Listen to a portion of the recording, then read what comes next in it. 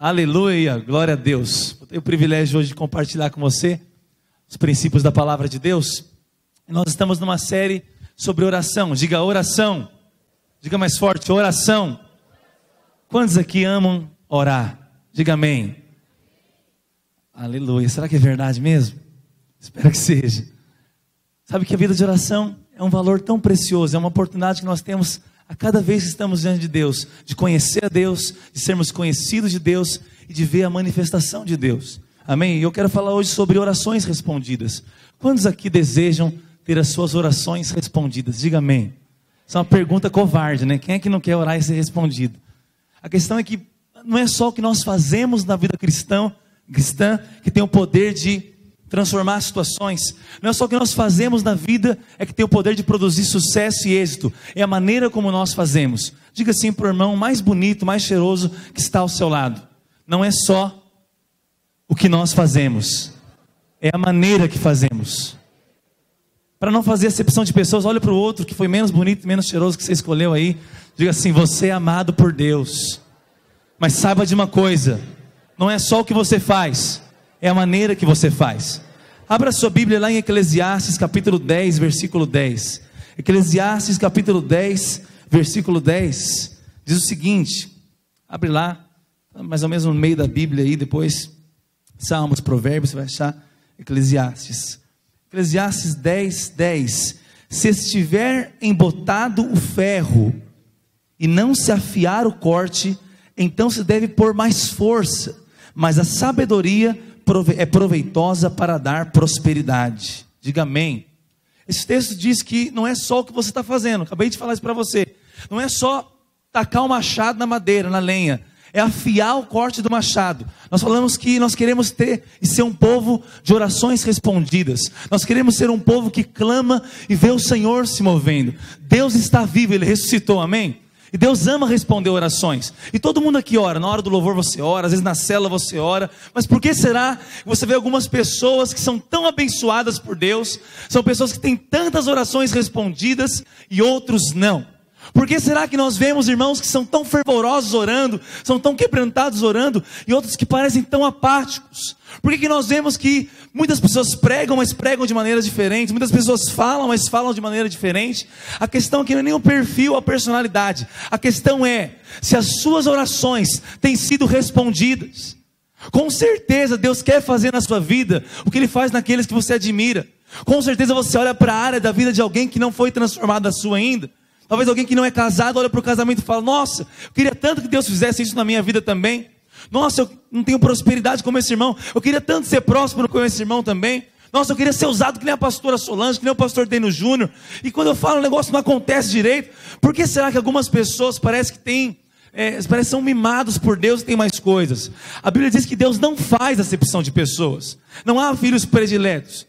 Mas no mesmo texto que fala que Deus não faz acepção de pessoas, você pode perceber que a questão não é de pessoa para pessoa, é que Deus faz acepção de atitudes e a maneira como você faz as coisas.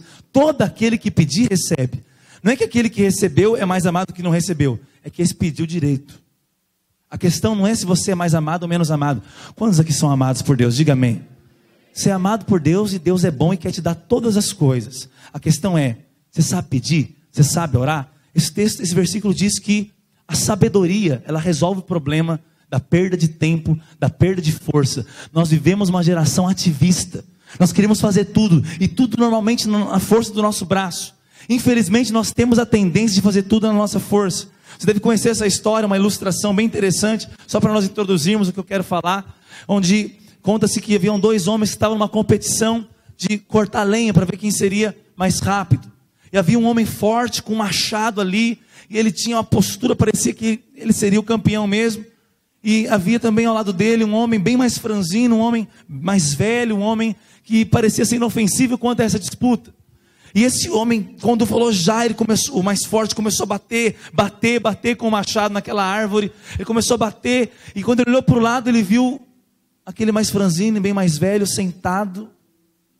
E falou: rapaz, aqui que eu vou ganhar mesmo. Ele olhou, assim, continuou batendo, ele cansado. E quando ele queria parar de bater de cansado, ele falou: não, quero ganhar isso, eu vou continuar batendo, não vou nem olhar para o lado. Mas quando ele percebeu, o cara falou: acabou já. Por quê? Ele olha para o lado E o tiozinho, magrelinho, mais velho, estava só braço cruzado, parado na esquina, estava de boa, e a árvore já tinha caído. E ele ficou indignado, foi para cima. O que você fez? Está maluco? Isso aqui alguém roubou e tal. Eu vi ele parado enquanto eu bati. Olha o tamanho do meu braço, o tamanho dele. O que foi? Aí o senhor falou, não, é que enquanto você não parava de bater, eu percebi que cada 3 ou 4 batidas, eu perdi um pouco do corte. Eu aprendi ao longo do tempo que não é só o quanto eu bato, mas é a sabedoria de afiar. E é o que a Bíblia diz. E interessante que essa ilustração às vezes é semelhante à nossa vida.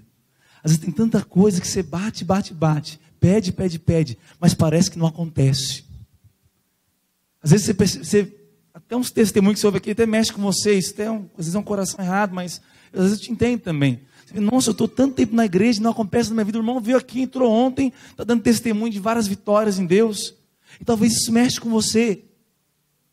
Talvez você tenha sonhos que são adiados vez após vez, parece que nunca acontece, parece que nunca vai sair com você, e tem tudo a ver com isso.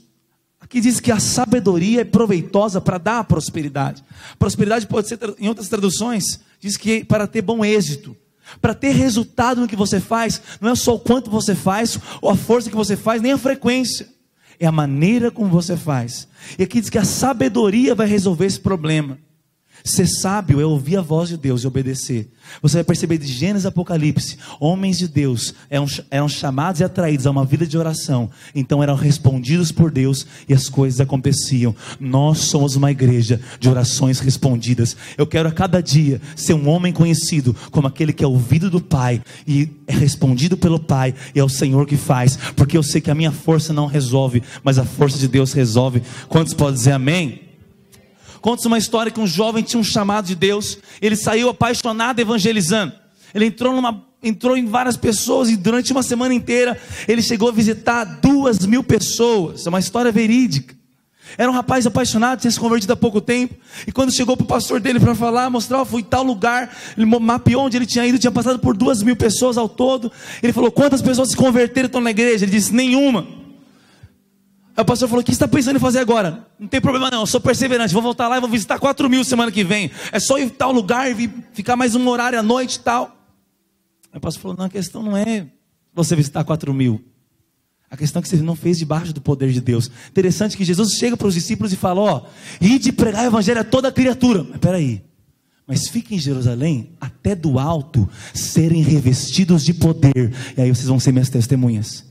Jesus não só mandou pregar o evangelho, mandou pregar da maneira certa, debaixo do poder do Espírito Santo. Não é só pregar, é pregar debaixo do poder. É uma ilustração.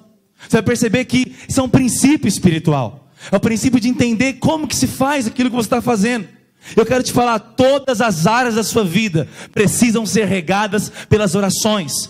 Todas as áreas da sua vida dependem de Deus. Em João capítulo 15 diz, sem mim nada podeis fazer. E como que eu faço com Deus? A oração é um meio pelo qual então eu dependo de Deus.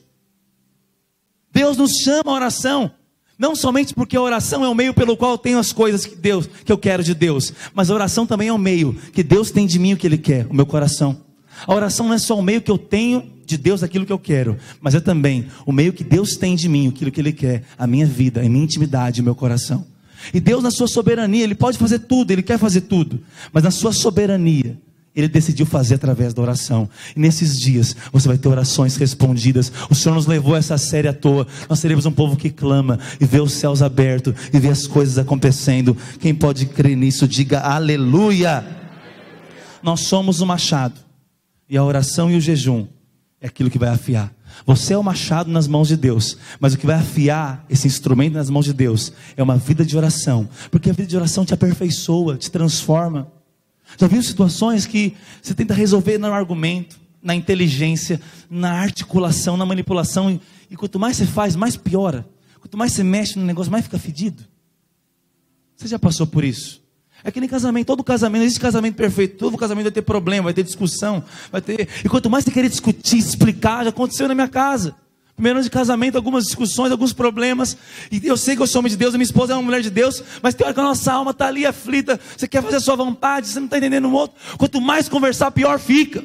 Você não chega. Agora experimenta orar um pouco. Experimenta ir para Deus. Todos os problemas da minha casa foram resolvidos. Ou quando eu fui orar, ou minha esposa orar primeiro, e o Senhor fala, está tudo resolvido.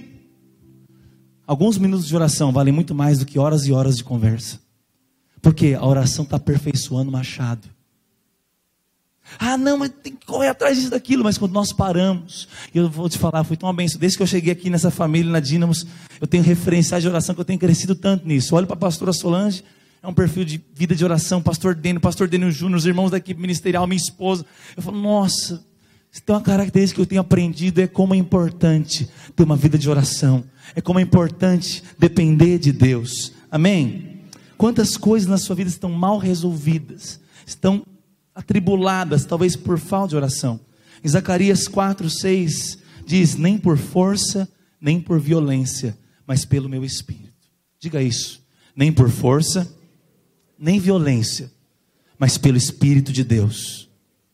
Ou seja, não é na sua força, não é do seu jeito, não é indo para cima sem Deus, é pelo Espírito de Deus, é através de uma vida de oração. Alguns dizem que não oram porque não possuem tempo para orar, mas orar não é tempo perdido. Agora, trabalhar sem orar é que pode ser um grande desperdício de tempo. Tenha uma vida de oração, de dependência de Deus, você vai perceber como isso é valioso. Olha o que diz no Salmo 84:10, porque vale mais um dia nos teus átrios do que em outra parte 1000. Prefiro estar à porta da casa do meu Deus do que habitar na tenda da perversidade. Olha só, um dia diante de Deus vale mais do que 1000. Isso está falando de valer a pena o tempo, de investir seu tempo naquilo que realmente vale a pena. Em Isaías 55, estava meditando, até falei sobre isso ontem aqui no culto também. Diz, o profeta Isaías é tomado pelo Espírito, dá uma exortação ao povo, diz, por que vocês gastam dinheiro naquilo que não é pão? Porque você gasta suor naquilo que não é alimento. Vinde as águas, vinde de graça, você vai ter vinho e leite. Por que a gente gasta tempo, preocupação em tantas coisas que não produzem nada na nossa vida? Porque um dia na presença de Deus vale mais do que 1000.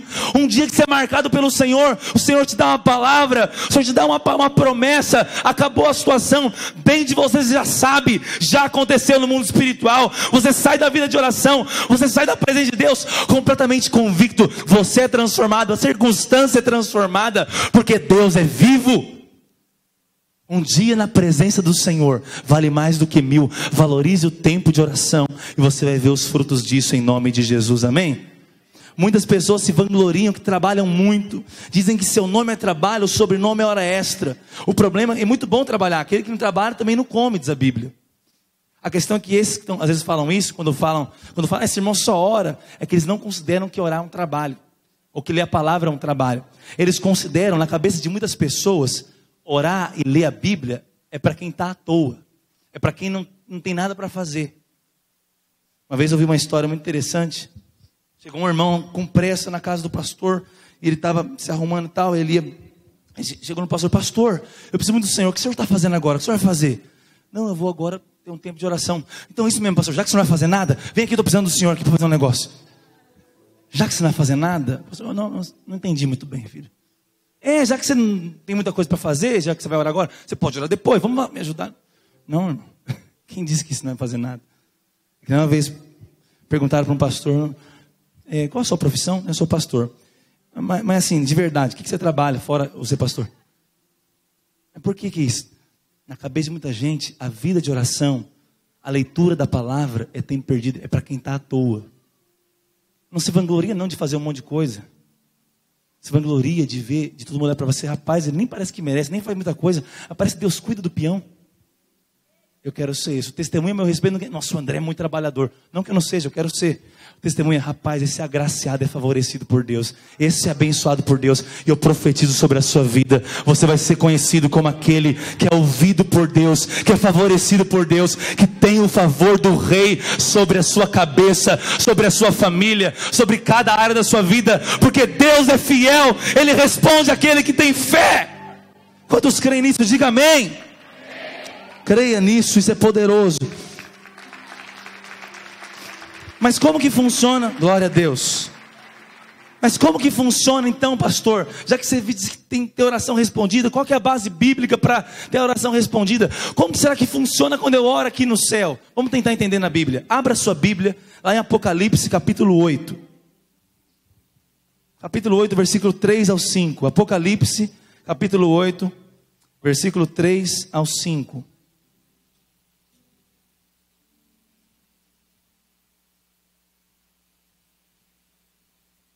Quem achou, diga amém.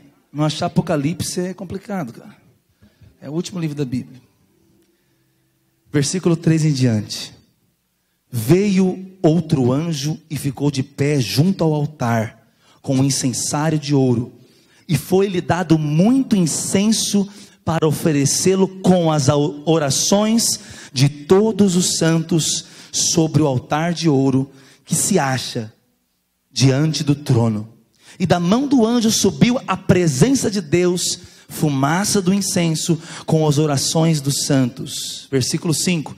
E o anjo tomou o incensário, encheu do fogo do altar e o atirou à terra. E houve trovões, vozes, relâmpagos e terremoto. Então os 7 anjos que tinham as 7 trombetas prepararam-se para tocar. Poderoso isso. Aqui nesse versículo nós temos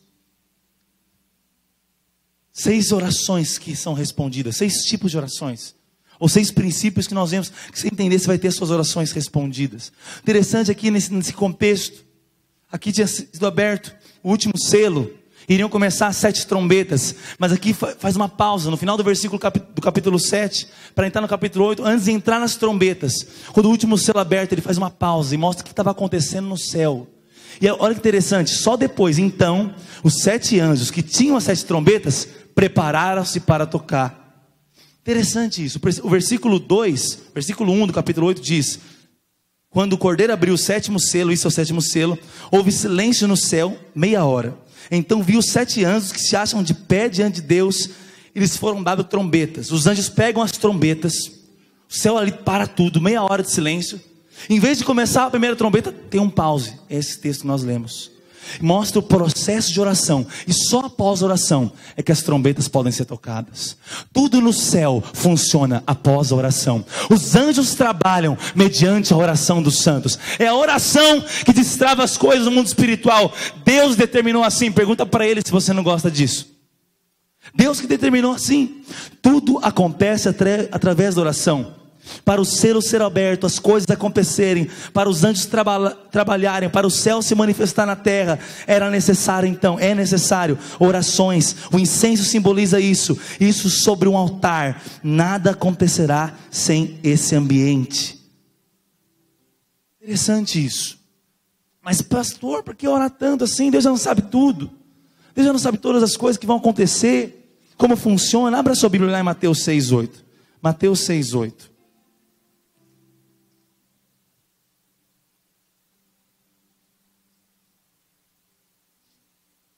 Mateus capítulo 6, versículo 8, diz o seguinte: não vos assemelheis, pois, a eles, porque Deus, o vosso Pai, sabe o de que tendes necessidade, antes que você peça. Diga assim para o irmão: Deus já sabe o que você precisa, antes de você pedir. Olha para cá, sabe que muitos usam esse texto para não orar? Para que eu vou falar? Deus já sabe aqui, tem base bíblica. Mas eles esquecem do próximo versículo. Está no mesmo contexto, não tem separação. Olha o que Jesus disse: portanto, ou seja, já que Ele sabe, então vocês vão orar assim.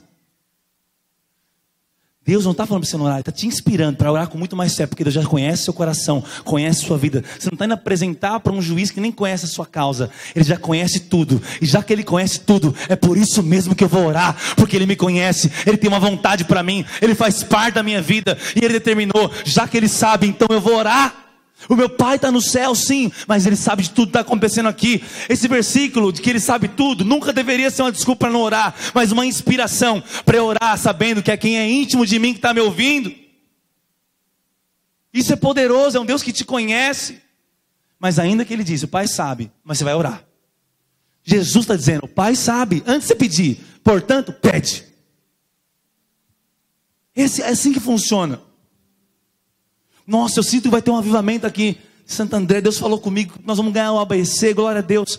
Isso não é, então tá bom, já que vai ter, Deus já falou. Não, rapaz, deixa eu jejuar, mas deixa eu orar, deixa eu clamar, então deixa eu me consagrar. Nossa, Deus falou que eu vou prosperar para abençoar a reforma. Então agora que eu vou orar mesmo, Deus falou isso no meu coração, pastor, lá no culto. Então eu vou clamar, vou investir, vou dar um jeito. Quando Deus fala algo e promete algo, não te deixa estagnado, te leva a se consagrar, porque você sabe, Ele te falou e te chama a cooperar nisso em oração. Isso é dependência de Deus. Deus nunca falou algo para você ficar de braços cruzados. Na Bíblia, quando homens de Deus são avisados e têm palavras proféticas, eles sabem que Deus quer fazer algo, eles não sentam e cruzam os braços, eles vão dobrar os joelhos e clamar para que a vontade seja feita de Deus.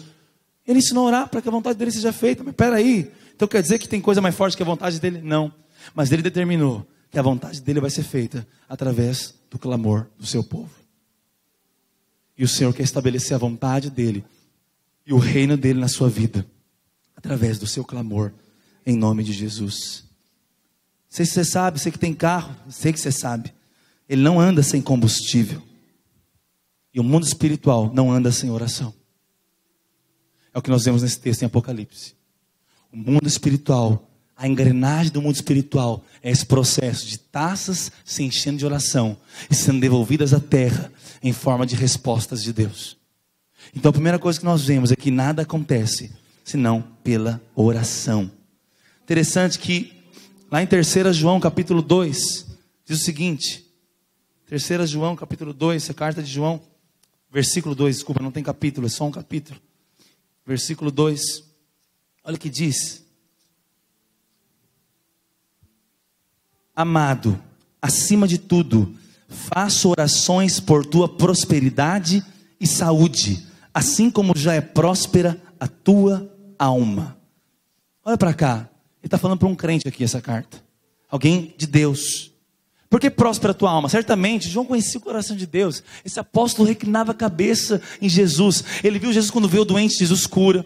Ele viu que Jesus quando vê alguém faminto, ele multiplica pão. Vê alguém morto, ele ressuscita. Ele não despejou ninguém de mãos vazias. É um Jesus que se compadece. É um Jesus que nunca tacou maldição em ninguém, tacou fogo em ninguém. Ele sabia da bondade de Deus, por isso foi o apóstolo que foi.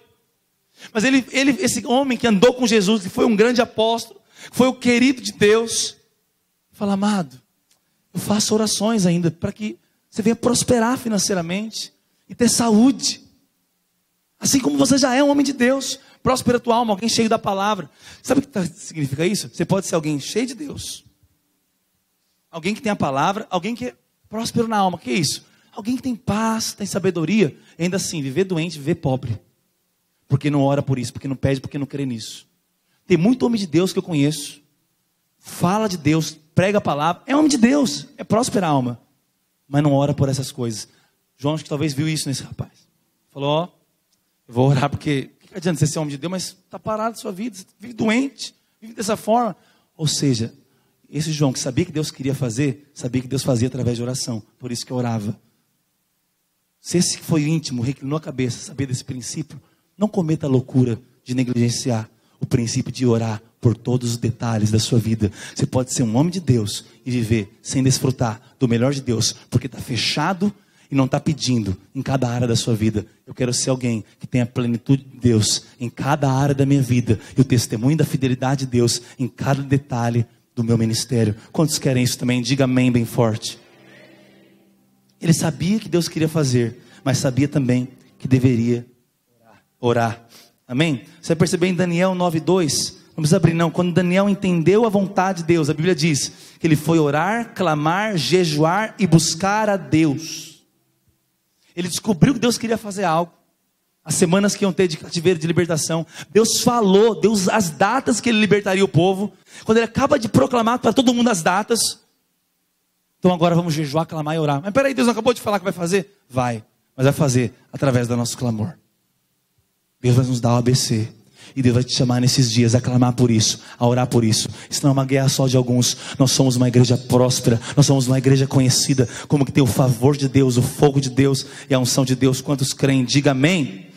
Há uma segunda coisa que tem nesse texto em Apocalipse, além de dizer que além de mostrar que tudo acontece através da oração, diz o seguinte: olha só, foi-lhe dado muito incenso para oferecer com as orações de todos os santos. Diga, muitas orações. Não é só orar, é orar muito. Aqui mostra claramente que eram muitas orações, ao ponto que enchiam as taças do céu. Eram orações contínuas, eram pessoas que perseveravam em oração. Não podemos, obviamente, nos gloriar porque oramos demais, ficamos falando, eu oro tantas horas. Não é isso que está dizendo aqui. Está dizendo da perseverança. Se eu creio, eu continuo clamando. Tem coisas que nós oramos um dia, acontece. Tem coisas que uma semana e acontece. Tem coisas que precisam de alguns meses. Tem coisas que precisam de alguns anos. E algumas coisas décadas. Cada desafio, cada obra, cada clamor, cada promessa de Deus, às vezes tem um tempo de oração. Aqui diz que essas taças, quando eram cheias, aqui era despejado de volta. Talvez a conversão de algum parente seu parece difícil, e você para no meio do caminho. Não sei se você sabe, mas quando um avião vai fazer uma grande viagem, eles fazem um cálculo para ter a quantidade de combustível certa, porque não tem como parar no meio do céu para abastecer. Porque se tiver menos combustível necessário para aquela viagem, e cada viagem tem uma quantidade de combustível que é necessário. Já passou em lugar que tem a construção inacabada? Eu lembro que lá no Marginal, na época, sempre passava por lá, tinha um prédio que era grandão. Ficou até conhecido aquele lugar, porque não foi concluído. Desperdício de dinheiro, trabalhadores. Todo mundo fala, pô, mas que pena, rapaz. Imagina se ficasse assim, está amarrado em nome de Jesus. Daqui a um ano você vem aqui, rapaz, essa parede está assim ainda, parou o negócio. Mas nunca vai parar em nome de Jesus, amém? Tem muita gente que você olha assim, rapaz, mas estava ficando em nome de Deus. Mas estava quase casando. Mas foi quase uma mulher de Deus, mas faltou. Será que tem áreas inacabadas porque você desistiu de orar por algumas situações? Eram muitas orações. Muitas quanto? Até que aconteça. Tem áreas das nossas vidas que vão demorar. Tem coisas que eu estou orando até hoje não aconteceu. Tem 10 anos. Eu sei que vai acontecer. Algumas demoraram um mês, outras dias. Eu não sei. É Deus que sabe. Não para de querer explicar a Deus. Explicar tudo que está acontecendo. Melhor ficar com o Big Bang para disfarçar. Olha para cá. Você tem disposição de orar até o fim por algumas situações? Tem disposição? Quando você tem disposição de clamar até que aconteça em nome de Jesus? Diga amém. Sabe que alface, está vendo? Ele, em 2 meses você plantou, você vai colher. Mas jabuticaba, você plantar a semente, são 20 anos. É a mesma pessoa que plantou. Por que demorou mais? Porque eram coisas diferentes. Será que você tem áreas que são uma construção inacabada? Ou você teve que parar tudo porque você não encheu de combustível suficiente? Pense sobre isso. Tenha disposição de clamar até que você veja a manifestação de Deus. A Bíblia menciona Jesus uma vez orando a noite inteira. Diga assim, Jesus orou a noite inteira. Teve orações super rápidas. Pai, graças te dou por o pão. Plau, multiplica o pão. Chega lá, uma menina, filha do Jairo, morta. Ressuscita. Levantou. Olha o tamanho da oração de Deus, uma palavra. Mas você vai ver João 17, a oração de Jesus. Foi tão boa que o cara até anotou, está escrito. O cara viu Jesus orando. O capítulo inteiro praticamente, vários versículos. Detalhou, orou detalhadamente, ele clamou. Eu não estou querendo dizer para você se gloriar, só vai fazer se orar muito. Não, tem coisa que você vai orar pouco e vai acontecer. Mas tem que ter a disposição. Se Jesus, sendo Jesus, teve a disposição de orar a noite toda, por que você se contenta com 10 minutos? Com 15 minutos? Deixa Deus te levar para uma vida de oração. Deixa Ele te embriagar no ambiente de adoração. E não tenha pressa. Tem coisas que Ele vai fazer até que as taças se encham e possa voltar à terra com a resposta de Deus. Quantos querem clamar até acontecer? Diga amém. Jesus certa vez disse o seguinte: vocês não puderam vigiar comigo pelo menos 1 hora? Vigiar e orar para não entrar em tentação. Ele chegou a falar sobre essa oração de um tempo. Ele colocou um mínimo de tempo. Ele falou sobre isso. O pastor iniciou essa série falando sobre a triste realidade que os cristãos não oram, que até pastores que não oram. Existe uma resistência espiritual para ter uma vida de oração. É trabalhoso, tem gente que é apático demais orando, muito devagar orando. O Senhor quer despertar você a clamar. Ele quer te abençoar. Ele decidiu te abençoar através do seu clamor. Não é porque a oração vai ser a moeda de troca, porque eu oro, eu mereço. Não é. Quando o pastor fala, ora com o seu irmão, você quer... Pai, deu uma vontade no banheiro aqui, rapaz. Já aconteceu isso comigo também. Ora com o seu irmão, mas de novo, eu quero ficar quietinho aqui. Para de incomodar minha vida. Eu adoro ficar quietinho no meu canto. Mas sabe que os céus precisam que muitas vezes você sai do seu cantinho, do seu conforto, dá as mãos para o crente do seu lado, bate o pé no chão, fala em línguas e deixa o reteté te tomar. Vai para o mover de Deus, vai para a oração em grupo, vai clamar com os irmãos. O Senhor responde a oração de todos os santos. O Senhor nesses dias não chama só o pastor a orar, não só o discipulador a orar. Ele tem chamado a igreja a orar individual, a orar juntos, a orar uns pelos outros. E o ambiente de oração vai movendo o céu, as engrenagens da sua vida vão tendo óleo da unção para lubrificar, e as coisas vão acontecendo. Nós veremos um tempo onde tudo que nós clamarmos, nós veremos acontecendo vez após vez, porque Deus é fiel. Diga amém. Isso é poderoso. Em Atos 2:42 diz que eles estavam juntos e oravam juntos nas casas. Isso é bíblico. Essa era a igreja primitiva. Abra sua Bíblia em Atos 12 também. Atos 12, versículo 9. Olha o que diz. Atos 12, versículo 9. Abra lá.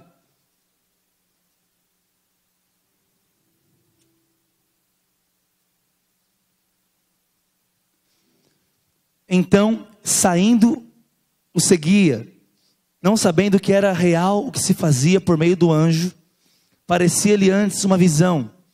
Depois de terem passado a primeira e a segunda sentinela, chegaram ao portão de ferro que dava para a cidade, o qual se abriu automaticamente. Aqui foi fundado o portão automático. E saindo, enveredaram por uma rua, e logo adiante o anjo se apartou dele. Então Pedro, caindo em si, disse: agora sei verdadeiramente que o Senhor enviou o seu anjo e me livrou da mão de Herodes, de toda a expectativa do povo judaico. Considerando ele a sua situação, resolveu ir à casa da Maria, a mãe do João, cognominado Marcos, onde muitas pessoas estavam congregadas e oravam. Quando ele bateu ao postigo do portão, veio uma criada chamada Rode ver quem era. Reconhecendo a voz de Pedro, tão alegre ficou que nem o fez entrar, mas voltou correndo para anunciar que Pedro estava junto do portão. Eles lhe disseram: estás louca. Ela, porém, persistia em afirmar que assim era. Então disseram: é o seu anjo. Entretanto, Pedro continuava batendo. Então eles abriram, viram e ficaram atônitos. Ele, porém, fazendo-lhe sinal com a mão para que se calassem, contou-lhes como o Senhor o tirara da prisão, e acrescentou: anunciai isto a Tiago e aos irmãos. Irmãos, olha para cá. Enquanto Pedro estava preso, poderia ser morto, havia um povo numa casa reunido orando. Nós vimos que os anjos trabalham com a oração de todos os santos. Quando ele sai e vê o milagre, ele sente a vontade de ir nessa casa, justamente a casa que os irmãos estavam orando. Olha o alinhamento de Deus, tanto para a vida de Pedro, porque alguém estava orando por ele, quanto para o povo, para ver a resposta pronta da oração em grupo. Quantos querem ver os anjos trabalhando a seu favor? Diga amém. Qual foi a última vez que você reuniu a roda só para clamar? Vamos fechar aqui, ó, vamos orar, vamos pôr as mãos, vamos profetizar, vamos declarar profeticamente. Tudo que alguém concordar vai acontecer em nome de Jesus. Quarta coisa que nós temos nessa oração, em Apocalipse, volta lá, Apocalipse 8. Nós vemos que era uma oração que era feita no altar. Ela não era em qualquer lugar. Sabe que oração não é feita de qualquer lugar. Eu não estou falando de lugar físico. Mas olha o que diz. Veio outro anjo e ficou de pé junto ao altar. Uau, diga aleluia. Vai perceber que no texto ele fala de novo do altar, onde eles colocam as orações. Pastor, além de saber que tudo vai pela oração e orar por todas as coisas, além de ter disposição de perseverar orando, de orar em grupo, o que eu mais preciso? Aqui diz que é uma oração do altar. Altar aponta para a consagração. Não vou mentir para você, toda oração é poderosa. Toda oração é poderosa, é verdade, mas tem orações mais poderosas. Eu não posso te enganar dizendo que consagração não tem poder. É diferente quando você ora em jejum e oração em santidade. Altar aponta para um lugar de consagração. Não estou falando de um lugar físico, não. É uma posição. É uma oração que sobe para o altar e do altar. Altar é esse ambiente de entrega, esse ambiente de rendição, esse ambiente de sacrifício, esse ambiente. Irmãos, essa oração tem poder. Era uma oração que era feita do altar. A oração que Deus ouve é a oração que é fruto de um coração consagrado. O lugar certo para orar é a oração que flui de um coração consagrado. Tem gente que não é consagrado em nada que faz um monte de coisa ao mesmo tempo e faz tudo de qualquer jeito, ora de qualquer jeito. Irmão, é diferente quando alguém consagrado abre a boca para orar. É diferente, irmãos. E Deus nos dá a oportunidade de ter alguns irmãos que são mais consagrados que nós. Toda vez, irmãos, não é porque eu fico invejando e querendo ser melhor que os outros, não. Mas toda vez que eu vejo alguém orando, o negócio sendo diferente, eu falo: rapaz, minha oração está muito xoxa, eu quero orar igual ele. Você sabe que é diferente, você sabe o que eu estou falando. Existe um poder na consagração. Altar é lugar de oração, e oração é feita através de consagração. Quem vive no pecado, vive na impureza, vive de qualquer jeito, essa oração é fraca. Deus te ama, Deus te perdoa, Deus é bom. Mas aqui na Bíblia diz, era diante do altar. Onde está o altar da sua vida? Como está o altar da sua vida? Consagração não é para quem lidera, consagração é para quem tem o Espírito Santo. Todos nós somos ungidos com o Espírito Santo, e nós devemos consagrar. Oração que flui de consagração é diferente. Quantos creem nisso? Diga amém. Qual a sua disposição de ter uma vida de oração no altar? Em 1 Reis 18, versículo 30 a 39, diz que a primeira coisa que Elias fez, diante de um desafio, foi estabelecer um altar. Deus continua, não só na época de Elias, Deus continua respondendo a oração no mesmo endereço, o altar. O endereço que Deus responde à oração é no altar. Mas hoje o altar não é aqui o prédio da igreja. O altar hoje é um lugar de consagração. É um coração consagrado. Quando Elias dirige o altar e eles clamam, no final do texto você vai ver que Deus responde com fogo. Deus responde com fogo para aquele que é consagrado. O fogo vem depois do sacrifício. O sacrifício é ao vivo. Hoje, o nosso culto, a Bíblia diz, pastor, é um sacrifício vivo, santo e agradável. Isso é culto. Porque culto é o lugar onde Deus responde. Mas o lugar onde Deus responde é onde é altar, onde é entregue o sacrifício vivo. Quando você é um sacrifício vivo, então é um altar. E todo altar é respondido. Deus continua respondendo no mesmo endereço. O endereço é o altar. Seja alguém que erige, que levanta altares de clamor, de adoração, de santidade, de consagração. É por isso que Jesus disse: alguns demônios só saem com jejum e oração. É um ambiente de consagração. É um altar. Não adianta invalidar isso. A graça não invalida isso. Isso é graça. É a graça de poder se consagrar no altar de Deus. Quinta coisa. Esse altar estava em frente a um trono. Olha que interessante isso.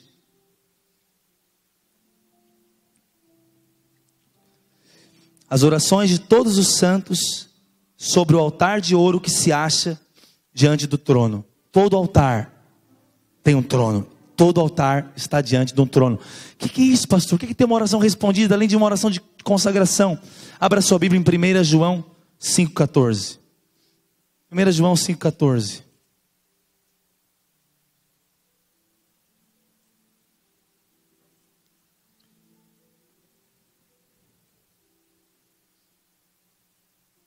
E esta é a confiança que temos para com Ele. Se pedirmos alguma coisa, segundo a sua vontade, Ele nos ouve. Tudo que nós oramos em conformidade com o querer dEle. Todo altar está diante de um trono. Não existe altar se estiver diante de um trono. A Bíblia diz que você pede muitas vezes e não recebe porque você pede mal. Porque você pede para o seu prazer. As coisas que você está orando hoje, o que você quer que aconteça realmente? Você quer o que aconteça, o que você está pedindo, ou você quer a vontade de Deus? Muitas vezes é a mesma coisa, muitas vezes. Mas tem vezes que não bate o que você está pedindo com a vontade de Deus. E quando não bate, pode querer brigar com Deus. Nós deveríamos, antes de entrar em orações para algumas coisas, pedir a direção da vontade de Deus, em oração. E ter a disposição. A gente tem medo de perguntar se é de Deus ou não. Eu sou apaixonado por esse irmão, todo mundo está vendo, não tem nada a ver. Você nunca perguntou: Deus é mesmo? Me fala, eu estou aberto para ouvir. Você não quer ouvir que não é. Está rindo por quê? Tem gente que está rindo aí. Deixa Jesus falar, rapaz. Tem muitas vezes. Mas se você ouvir, pode clamar. Deixa todo mundo falar besteira e rir de você. Porque se Deus falou, Ele vai cumprir. Deus é fiel. Diga amém. Mas trono na vida de oração significa orar segundo a vontade de Deus. Oração respondida e oração prevalecente é a oração que está alinhada com a vontade de Deus, então ela se cumpre. Deveríamos, antes de orar insistentemente, buscar saber se é ou não a vontade de Deus. Tem gente que ora como se Deus fosse o servo, vai fazer tal dia, tal coisa, determino isso, aquilo. Irmãos, enquanto você não ouviu a vontade de Deus, não tem uma palavra para aquilo, e o Espírito está naquilo, é bobeira. Deus não é seu servo, você que é servo dele. A oração que aqui diz, nós temos uma confiança, aquilo que nós oramos segundo a vontade de Deus. A igreja está interessada na vontade de Deus. Tem coisas que nós não sabemos. Com certeza a vontade de Deus é curar, é prosperar, é abençoar, é fazer. Você precisa orar. Mas então pastor, eu orei, jejuei e não aconteceu. Então não foi por falta de oração, então aquilo foi a vontade de Deus, beleza. Se você sabe, se você tem uma paz que você orou como deveria ter orado e buscado. Agora, muitas coisas não acontecem pela insistência em algo que não é vontade de Deus. Aí não é que Deus não responde a oração, é que não tem nada a ver com a vontade dele. Então Deus é tão amor, ele pode até responder, mas por que ele vai destruir a sua vida? É algo que ele sabe que vai te zoar lá na frente. Tem que haver uma disposição no nosso coração de fazer a vontade de Deus. Ou Jesus é o Senhor e tem um trono que governa a sua vida, ou não espere ser uma pessoa de orações respondidas. Não quero te desanimar. Não espere ser alguém de aquilo que eu te falei no começo, de orações respondidas. Porque no texto onde nós vemos as orações sendo respondidas, nós vemos um altar. E um altar diante de um trono. Um altar diante de um trono. É aquele que fala, Senhor, eu quero fazer a sua vontade. Jesus ensinou, pede, chama o reino de Deus e chama a vontade de Deus, porque a vontade dele é boa, perfeita e agradável. Os planos dele são muito melhores que os seus. A maneira dele é muito melhor que a sua. O jeito dele é muito melhor que o seu. Ele sabe de todas as coisas. Ele conhece seu coração. Que nesses dias você possa buscar o Senhor segundo a vontade dele, com abertura. Fala, Senhor, eu quero te ouvir, eu confio no Senhor. Quem não ora com confiança na vontade de Deus, na verdade não confia na bondade e na graça de Deus. E a última coisa que nós vemos nesse texto em Apocalipse capítulo 8 é que havia algo que era misturado essas orações. O anjo tomou esse incensário, já tinha sido oração de todos os santos, já tinha sido muita oração, já tinha sido uma oração de dependência, já tinha sido consagrado diante do trono, mas aqui diz que agora ele encheu do fogo do altar e o atirou à terra. Diga assim, fogo. A oração que tem poder. E a última coisa que a Bíblia fala, o que vai selar essa resposta é o fogo. O que é a oração do fogo? Fogo nos fala de intensidade. A Bíblia diz em Romanos 12, sede fervorosos de espírito. Diga para o seu irmão, seja fervoroso. Não exclua o fervor e o fogo da sua vida de oração. Mas não tem nada mais, não precisa falar isso não, olha para cá. Não tem nada mais poderoso do que ser incendiado pelo Senhor orando. Não tem nada mais poderoso que sentir aquele clamor, aquela intensidade do seu coração. Isso é tão prático, isso é tão real. Triste é ver pessoas que são frias, uma vida espiritual apática, esquisita. O normal da vida de oração, eu sei que nós somos pentecostais, nós somos mesmos, nós somos bíblicos. O Espírito desceu como fogo em Pentecostes. É poderosa a oração que é feita no fogo. Eu não falo de coisas externas apenas, não. Tem uns que vai dançar, vai pular, tem gente que não vai nem parecer que está, mas o coração está incendiado. A Bíblia diz, quando Jesus falava com os discípulos a caminho de Emaús, o coração deles estava queimando.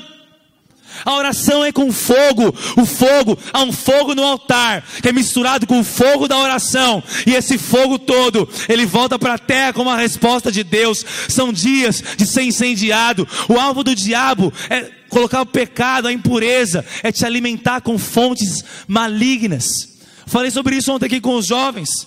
Tudo aquilo que eu tomo para mim como fonte de prazer, alimento, vai alterar aquilo que eu sou, vai alterar a minha identidade.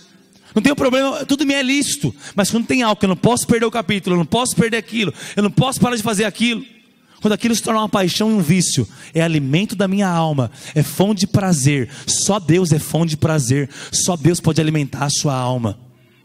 Só a palavra de Deus. Quando você perde o fogo, quando você é misturado com o mundo. Quando você perde o fogo, quando você negocia com o pecado. Quando você perde o fogo, quando você não obedece a Deus. Quando você perde o fogo, quando você dá lugar à preguiça da sua carne, não vai para o culto, não vai para a célula, não quer jejuar, só quebra jejum. É gente que não tem fogo, não tem disposição de queimar no altar de Jesus.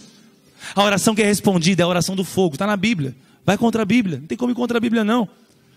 O incenso era misturado com fogo. A oração tem poder quando ela é cheia do Espírito, quando o ambiente do Espírito. Interessante, desde o Velho Testamento não podia parar de queimar o fogo no altar. E sabe que tudo é sombra do Novo Testamento. Tinha ali o sacrifício, Jesus é o sacrifício. Tinha ali o sacerdote. Tinha ali o sangue derramado. Quantos aqui foram lavados pelo sangue de Jesus? Diga amém. Mas você que foi lavado pelo sangue de Jesus, há um elemento nesse altar de Deus. Há um fogo que continuamente queima. Pode perceber, antes de alguém se desviar e se afastar, ou abandonar aquilo que Deus tem, ele vai ter um tempo de frieza. Nada acontece do dia para a noite. Nenhuma árvore cai só com uma machadada. É um processo de esfriar. Não é normal, eu sirvo a Deus assim mesmo. Estava lendo em Romanos, estava lendo com os discipuladores, e meditando, eu gosto muito de Romanos. Paulo falava, a Deus que eu sirvo em meu espírito. Paulo conseguia servir a Deus não só externamente, ele servia no espírito. Isso fala de um fogo que está queimando. Não sei se você tem essa impressão, eu tenho essa impressão às vezes. Eu estou ali no ambiente, no culto sentado, eu sinto que eu não estou só ouvindo, eu estou servindo a Deus aqui nesse culto. O meu espírito está em ebulição, é um ambiente de fogo. Quero profetizar algo sobre a sua vida. Feche seus olhos por um instante. Senhor, eu profetizo que nesses dias a chama que foi apagada vai voltar a ser acesa. Que nesses dias, Pai, haja um clamor, haja um desejo profundo no nosso coração de estarmos apaixonados pelo Senhor. Esse fogo é o fogo da paixão. Esse fogo é o fogo da santidade. Esse fogo é o fogo que mesmo em meio às provações nós permanecemos buscando o Senhor. Nós queremos ser um povo quando abre a boca, quando começa a clamar, quando vai para a Tua presença, nós somos esquentados pelo fogo do Seu Espírito e o ambiente é transformado. Onde nós abrimos a nossa boca, na nossa casa, nas escolas, nas faculdades, nas empresas, vão perceber a temperatura mudando, a temperatura espiritual do ambiente mudando, o lugar onde o Senhor não faz parte da conversa, onde o Senhor não fazia parte do negócio, onde o Senhor não fazia parte da equação, nós seremos aqueles que vão inserir o Senhor em todos os segmentos da sociedade, porque o nosso coração queima de paixão por Ti. Nós somos o altar diante do trono que queima pela glória do Senhor, em nome de Jesus. Quando os crentes digam amém. A Bíblia diz que, interessante, lá em Tiago 5,17, diz que Elias orou e o fogo veio. Tiago faz menção disso. Tiago fala, ele era um homem como nós, sujeito às mesmas tentações, mesmas vaidades. Mas quando ele orou, parou de chover. Quando ele orou, voltou a chover. Por quê? Era alguém do fogo. Gente do fogo é gente que não é paralisado pelas circunstâncias. Chega um momento da nossa vida que tem áreas que você não consegue orar mais. Não sei o que aconteceu com você. Parece que não vai. Eu tenho essas áreas da minha vida também. E toda vez que alguém dá um testemunho daquela área, você fala, rapaz, parece que, acho que eu não orei. Aí você fica acusado. Não fica acusado não. Deixa o fogo continuar queimando. Que o Senhor é fiel naquilo que Ele prometeu. Queria chamar os irmãos do louvor aqui. Que por fim nós temos como que Deus responde. Para nós encerrarmos. Deus responde de 4 maneiras. E são muito rápidas. A resposta do céu à oração. Após tudo isso que os anjos voltam, era de 4 formas. O primeiro sinal e a primeira resposta é que diz que houve trovões. Diga trovões. Quantos querem saber quando as orações são respondidas? Diga amém. Primeiro sinal que a oração foi respondida. Trovão. O que acontece com o trovão? Há uma vibração no local. Você viu como criança assusta, cachorro assusta, até você assusta? O que é isso? É um tremor. Não sei se você que ora sabe o que eu estou falando. Você está orando e vê o trovão. O trovão é o sinal da resposta. Você está clamando, de repente parece um ambiente de tremor, é um ambiente de vibração, é um ambiente, já entrou no ambiente, rapaz, hoje aqui tem um negócio, parece que o ar está denso, parece que o ambiente está tremendo. Interessante que o trovão ele é repentino, o trovão pode até assustar, ou seja, está acontecendo algo no céu, Toda vez que você está orando por algo, ora até o trovão aparecer, até o tremor, até seu coração perceber: Deus está nesse ambiente aqui, os anjos estão nesse ambiente aqui, o negócio está acontecendo aqui. Eu quero dizer algo para você. O Senhor falou isso ao meu coração orando de manhã: André, pare de se acostumar com uma oração onde eu não cheguei no ambiente. Pare de se acostumar com uma oração religiosa, que você ora só o que você quer. Espere por mim, buscar-me-eis e me achareis quando buscar de todo o coração. Você não foi chamado para ter uma vida de oração apática. A sua vida de oração vai ter os trovões de Deus, o tremor no seu coração, o tremor no ambiente. Um vai olhar para o outro, ou você mesmo sozinho vai perceber: Deus está aqui nesse lugar. Diga amém. Diz que haviam vozes. O que é vozes? Deus começa a falar. A oração que é respondida não é só a oração que você fala, não. É a oração que Deus começa a falar com você. Irmãos, tem vezes que eu quero parar de orar e começar a escrever. É um negócio terrível. É maravilhoso demais. É Deus falar. É você ouvir as áreas da sua vida que estavam paralisadas. É você ouvir: ora por isso, ora por aquilo. É Deus começar a colocar encargos no seu coração. A segunda coisa que acontece nas respostas de Deus, e você vai ser alguém de respostas, amém? É que Deus vai falar com você.